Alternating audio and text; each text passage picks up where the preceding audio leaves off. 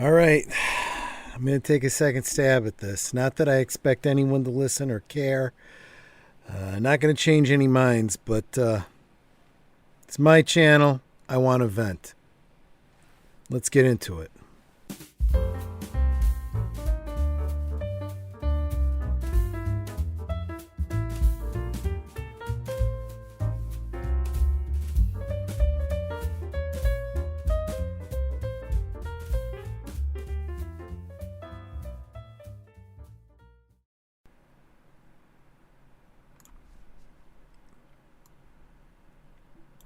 Okay.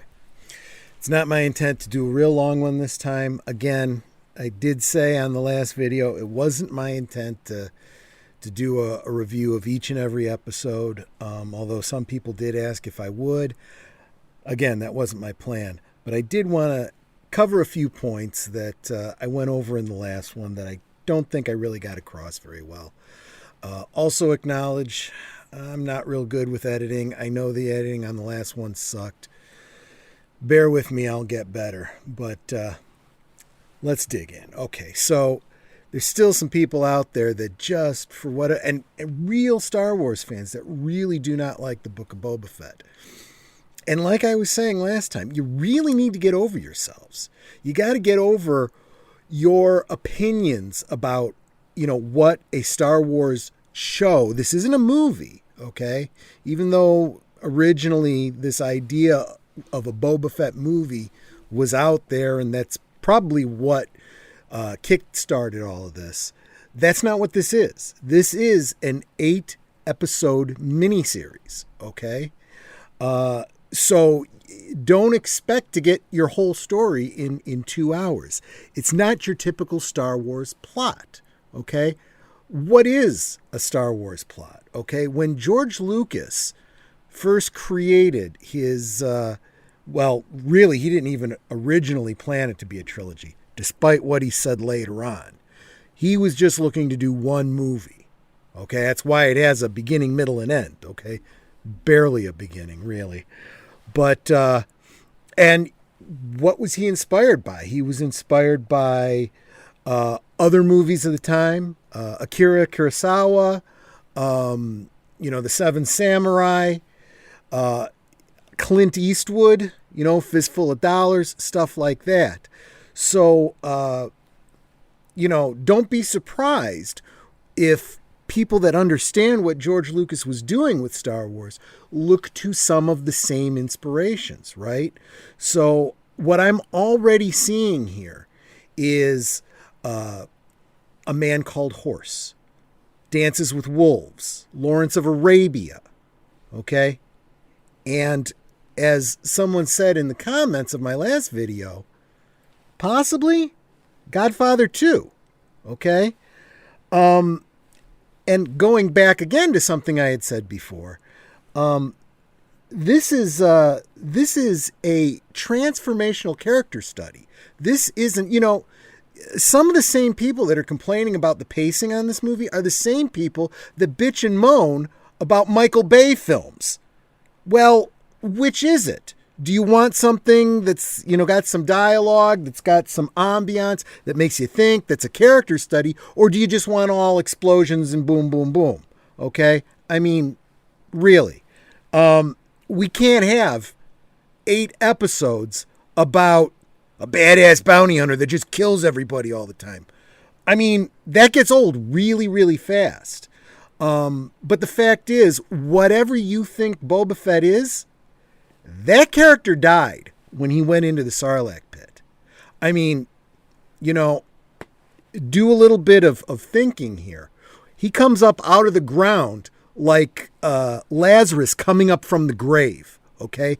Or am I the only one who's ever noticed in the past 30-some years that, that Sarlacc out in the desert looked like a giant space vagina?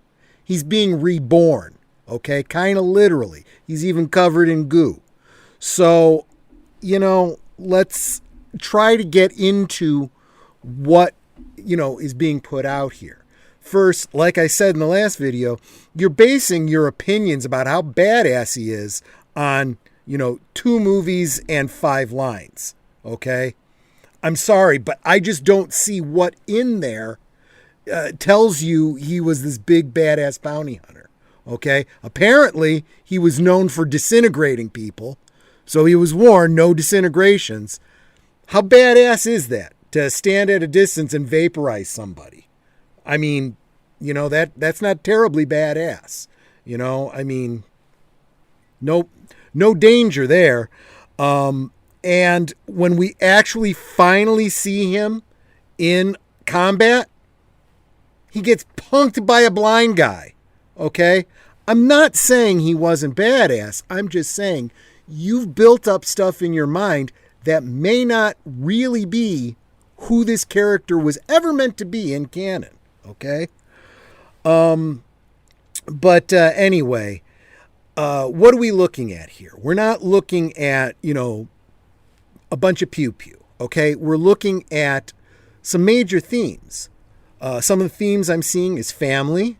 This comes up a lot with Robert Rodriguez. If you've seen Alita Battle Angel, that father-daughter thing. Well, we keep going back to his memories of his father. Oh, and that reminds me of another thing. Some dillweed on another video in a comment section was going off. Well, I didn't, sign on for a psychological analysis of Beta Fett working through his issues. You Batman fan? That's all Batman is someone who's gone through trauma and is working through it. And Batman's pretty badass. Okay? So this is a very similar kind of thing. I drew that correlation in the last video. So, kind of get over that kind of hot take on it. But I don't know. I said last time, and let me give you a better example than I did the last time. I said that the people that are scrutinizing the Book of Boba Fett, if they were to use the same scrutiny with the original trilogy, it wouldn't hold up. So they're not being intellectually honest. I'll give you for example, okay? Boba Fett was this badass bounty hunter who disintegrated people, and he was ruthless, and he was the bad guy, and he was evil, okay? And now they've nerfed him. Hey, phrasing! Let's just apply the same kind of criteria to the original series, okay? To the original Star Wars trilogy, right? Han Solo, right? He was a rogue and a murderer, and he shot Greedo first. And then George Lucas nerfed him by making him this, romantic hero. I mean, in 3 movies, okay? If you were to break that up into hour-long segments, that's 6 hours. So imagine a 6-hour, mini-series, okay? And, yeah, Han Solo is not the same character he was at the end of Jedi that he started out as in Star Wars, okay? Luke Skywalker, okay? He doesn't get brought into the throne room of the Emperor and say, I don't want to be here. I want to go to Tashi Station and pick up some power converters. No. He grew up. He grew a pair. He walked in. Well, he turned himself in. So he's literally walking into the Emperor's throne room. And he's actually prepared to die for a cause. He's going to take the Death Star and the Emperor and Vader with him. He ended up pulling it off without dying. He did it with a little bit of help. But again, all of that came from maturity. The kind of maturity that the farm boy, didn't have. And we see it through Empire, through training, through running off when he thinks he's got it all down and screwing up and getting his stuff handed to him. He learned a thing or two. Well, guess what? Boba Fett has too. And maybe, just maybe, Boba Fett's going through a maturing arc just like Han Solo did. speaking of maturity, you got Tamara Morrison, the actor, 61 years old. And holy crap, is he in good shape. Okay, granted, he wasn't in such great shape, 2 years ago when they filmed the end of The Mandalorian. But he got himself in shape. You're never too old. Ming-Na Wen, 58 years old. Oh my God, she's gorgeous. Okay? Jennifer Beals, didn't even recognize her.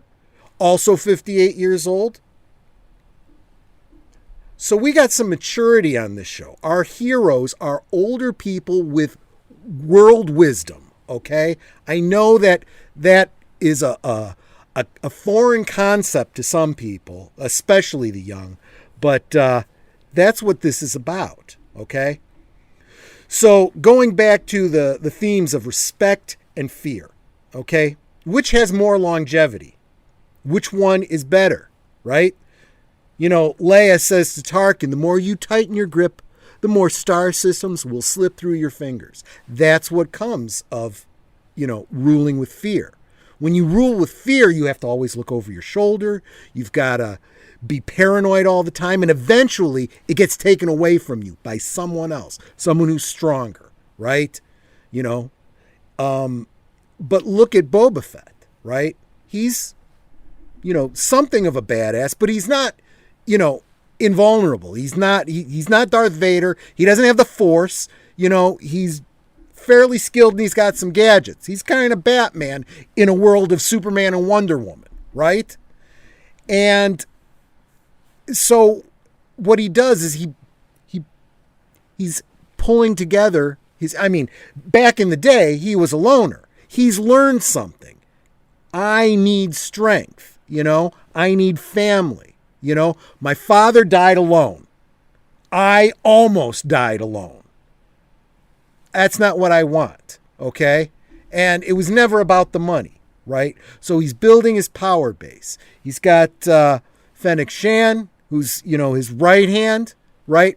He spares the life of these two Gamorreans. And boom, they are there rescuing him later. It's the lion and the mouse, right? Lion's going to eat the mouse, and the mouse says, "Don't eat me. Don't eat me. If you let me live, I'll help you someday." Little mouse, how are you going to help me? But you've made me laugh. I'll let you go. And then years later, the lion is caught in a net by trappers that are going to kill him, and he can't get out. And the little mouse comes along and says, "You know what? You gave me my life, and I'm going to repay that now." And he starts to gnaw through the netting, and he frees the lion. Why? Because he was shown mercy. That respect is something you can bank on, right? It's an investment for later. And that's what we're seeing here. And I think that we're going to see the same thing going forward. I think we're going to see, this episode was called The Tribes of Tatooine, right? It's the many tribes of the Sand People. I know everybody who's a Star Wars fan makes the comparison between Dune and Star Wars, right? Well, the Tusken Raiders are, the Fremen of Dune, right? And what do they have? They have sand power, right? And he even has that exact conversation, with the chieftain, right? Yes, they have technology and they've got, lasers, but you've got the desert, you've got numbers, you've got strength, So who knows what kind of power base he's going to pull together in the next 8 episodes, or the next 6 episodes, right? So, but Stephanie Janicek was saying, and I don't know how much of this is. I've seen it. I know some people are of this mindset. After what they did to Gina, I'm not coming back. Well, I covered that in my last video, okay? She wasn't recontracted. It was because her relationship with Disney had completely soured. She didn't want to come back. It's very clear. I don't think she would come back now if she was offered the opportunity. Does that derail Jon Favreau's plans going forward? You know, the Rangers of the New Republic or whatever? Maybe, but they could totally recast her. There is no reason they couldn't. And you know who'd be a perfect casting? Joanna Bennett. Who's Joanna Bennett? The Tusken warrior that Boba Fett was training with. Yeah, that was Joanna Bennett. She was Gal Gadot's stunt double in Wonder Woman. Look her up online. Beautiful woman, and she could totally play the role of Cara Dune. No doubt in my mind. But if not her, somebody else. Nobody's indispensable, right? Again, you have your ideas about what is canon. You've got your head canon. You know, why? Because of the precious EU. Well, there are great things about the EU. And as I've said over and over again, Jon Favreau, Dave Filoni like to mine the EU and pull that stuff in. So we got Black, what's his name? Cranston, whatever. The big black Wookiee, okay? Pulled right in from the EU. Now that doesn't imply that every story that you saw him in, is canon, but the character is, because there's something of interest there. And clearly, they know the lore. They know what they want to draw on. They know what they want to pull in. It's okay for you to keep your head canon and believe that all those stories that, that Wookiee was in, they all happened in the background. Okay, fine. That it's totally possible until they do a story that countermands it. But the fact is, you've got to be open to what's happening right now, because that's what Star Wars is, right? So, yeah, that's all I really wanted to say about it. If you want to open your mind to what storytelling is, what they're doing here, what real talent brings to storytelling, I'm going to drop the link for Latino Slant. Paulie did a reaction video for this with Tom Conkle. Tom Conkle is a genius. He knows how to write. He knows how to set up a scene. He knows how to film. He knows how to direct. He knows how to act. He's done it all. So when he's talking about these things, he knows what he's talking about. He's not, one of these so-called auteurs who wants to subvert your expectations, okay? He'll subvert your expectations, but in a good way. Right? Still following the rules of storytelling, because he understands storytelling. And I think so many of us have gotten incredibly lazy. We're just used to sitting back, feed me, give it to me. I don't want to think about it. I just want to eat popcorn and enjoy it. Sometimes you want to dig into this stuff. If you don't want your characters to develop and grow, go back to the same 3 movies and keep watching them over and over and over again. And Boba Fett will never, ever develop. He'll always be the badass you see on screen, and that's all he'll ever be. He'll only ever have the same 5 lines. Okay? But if you are interested in a continuing story, this is what it is. I again really wasn't planning to review this episode. It's going to be very interesting. Like I said, I do think we're going to have a very interesting Godfather 2 kind of thing here. Boba Fett literally pulled himself up out of the grave, okay, to return to Jabba's palace and take command, right? You got 2 huts that show up with a piece of paper that says, this is ours because this says. They did nothing. He literally came back from the grave, okay? Who has the greater claim here, I mean, because technically, Bib Fortuna was in command for all of about 5 years, right?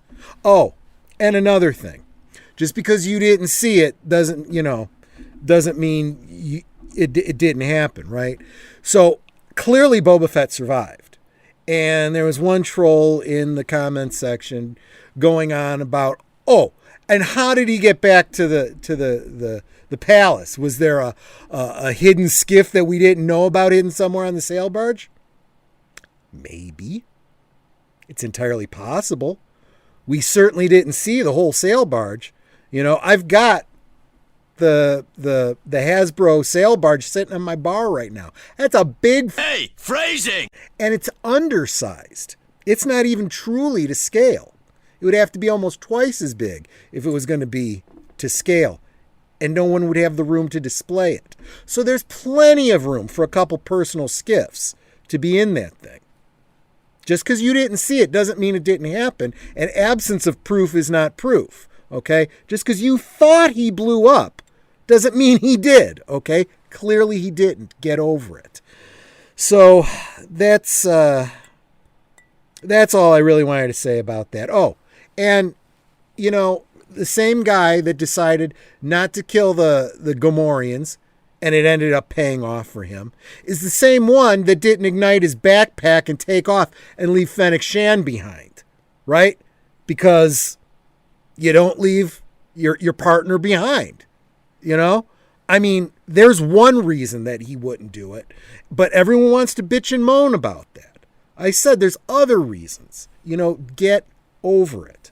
That was still a pretty good fight scene, when he goes down into that deep stance, and that was another thing I saw behind the scenes where he was saying he wanted to draw from his Maori heritage, and they worked some of those combat techniques into, his fighting style. Good on him. So he drops down into that deep stance so that Fennec Shan can jump up onto his leg and then kick off the guy's face. I mean, that was some good stuff. But, because it wasn't the way you would have done it, you got a problem with it. Well, and that's fine. Go out and make a freaking movie. Do it. Go ahead. But this is Star Wars. These guys have inherited the reins. Oh, and it's only Star Wars if George Lucas is involved. Guess what? George Lucas is involved. Behind the scenes, he's not getting a credit, but damn well that these guys are talking to George, okay? He's the Phantom Menace, okay? He's the one behind the scenes who's saying, that's a good idea.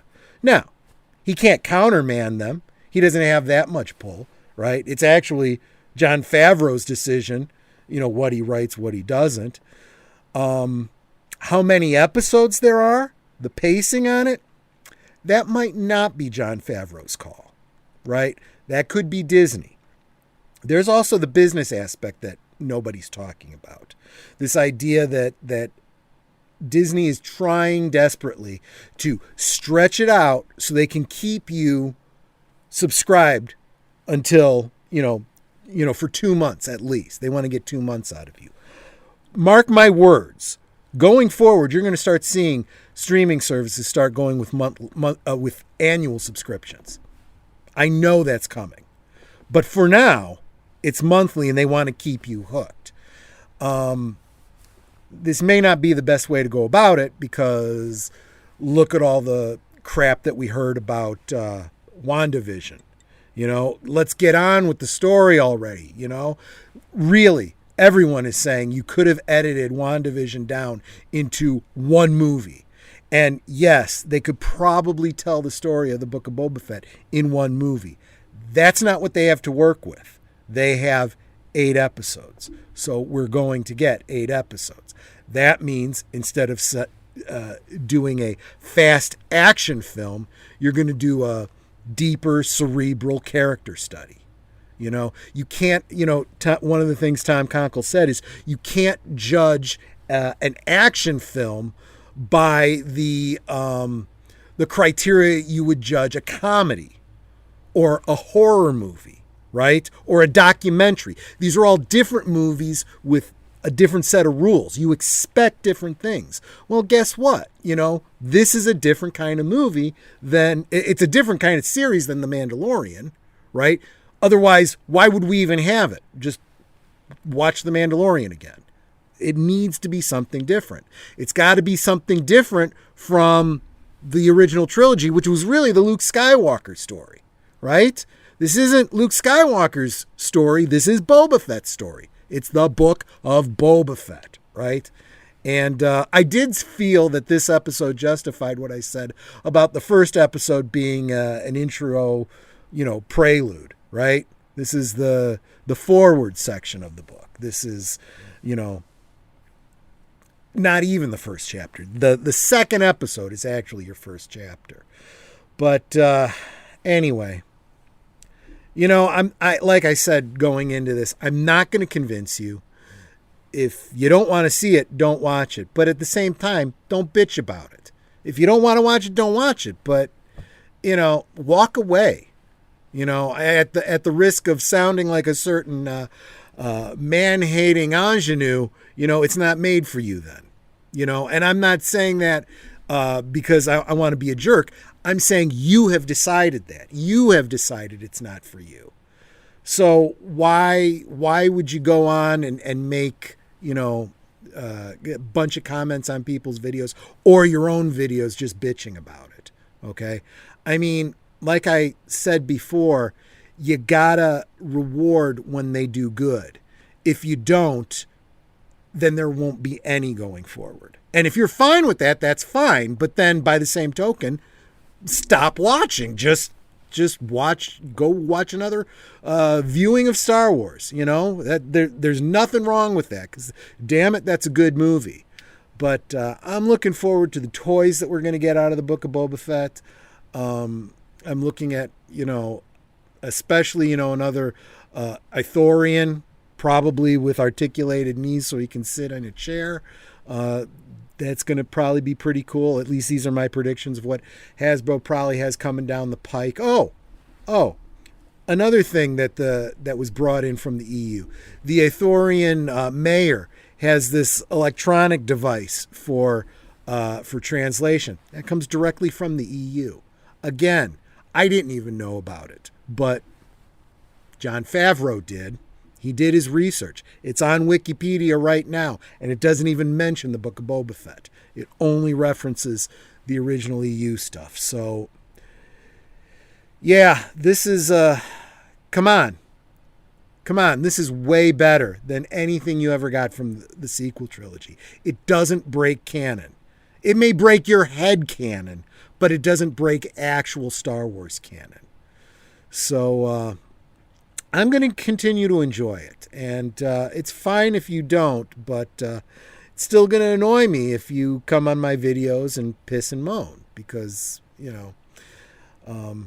Stephanie Janicek was talking about defending your friends. When someone attacks your friends, you defend them. She's referring to, of course, Boba Fett protecting Fennec Shand, the Gamorreans protecting Boba Fett. But, it's me defending her, too, in the comment section of her videos when someone's being an asshole, So I suppose, in a way, we're kind of living out the story of Boba Fett in miniature. And there's something to be learned from here. So, please try enjoying something. There's enough misery out there without hating everything and looking for a reason to hate. And just because you hear a bunch of YouTubers bitching and moaning and complaining because they're black pills and they get clicks from hating on everything, trust me, there are plenty of channels out there that I don't need to watch that video. I know he hates it. I'll get around to it. It's just going to be another 45 minutes of him bitching about how much this sucks and how terrible it is, and, you can talk about writing all you want, but even a professor of writing can fall for confirmation bias. Oh, a lot of people hate it, so it must be bad, right? No, Do your own analysis. Be a critical thinker, right? Don't just assume that consensus is absolute. Maybe listen to some people that have opinions that are different from yours and learn a thing or two. And again, please do yourself a favor. Click the link below. Watch Paulie's. It's about an hour. I know some people in this, too long did not read era can't handle more than a 15-minute video. Do yourself a favor. Click on it. Pay attention. Watch it in double speed if you have to. But think about it. Listen to what Tom Conkle says. He's got wisdom. He understands writing, and maybe you will be able to appreciate, something more than, just shoveling popcorn into your face, right? As a kid, you wanted candy all the time. But as an adult, you go, you know what? I got a taste for steak and potatoes tonight. Personally, I can't eat candy anymore. It makes me nauseated, but I can eat salty stuff all the time. You grow up, you mature, right? You learn, maybe I shouldn't eat that much of that because I'll be sick later and it'll do bad things to my stomach, and maybe I should follow it up with a little bit of fiber. You know what I'm saying? But I digress. Anyway, be good to one another out there, especially on the interwebs. Remember, there's other people on the other side. And when you bitch and moan and complain about a TV show, people take it personally because they care. They enjoyed it, and your pissing on it is telling them their opinion isn't valuable, Anyway, that's all I got to say. This week's my birthday. Hope to see you on my Friday night last call. I may open up the airwaves and have some people in to chat with me. Love to see you there. If you liked the video, hit like, leave a comment. If you didn't like it, hit dislike, even though you can only see your own dislike. I'll see it. Leave a comment, But try to leave an intelligent comment down there. Let's have a conversation. If you disagree with something I said, explain why. Don't just leave a comment, it's shit. I need more than that. Otherwise, your opinion is shit. Okay? So, that's all. Take care. May the force be with you. And salud.